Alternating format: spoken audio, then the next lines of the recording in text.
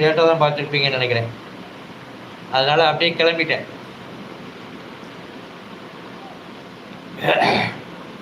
நான் ஒரு அப்பாவாக நான் வந்து ஒரு சில ஆலோசனை சொன்னேன் உங்கள் நேரலையில். படுத்துக்கிட்டு லைவ் போடாதீங்க, உட்காந்து லைவ் போடுங்க. ரெண்டாவது எல்லா கமெண்ட்டையும் வாசிக்காதீங்க. எல்லா கமெண்ட்டையும் வாசிக்காதீங்க. வாசிக்கும்போது அந்த அந்த கமெண்ட்டு சரியான பாதையில் போகுதா, சரியான ஒரு கமெண்டாக இருக்காங்கிறத முதல்ல மனசுக்குள்ளே பார்த்துக்கிட்டு அதுக்கப்புறமா வாசிங்க.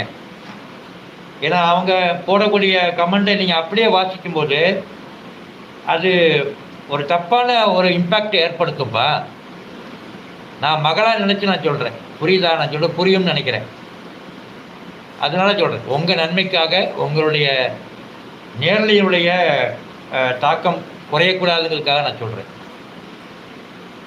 கிராமத்து சின்ன கோயில் மகளே கேட்டுக்கோங்க, ஓகே?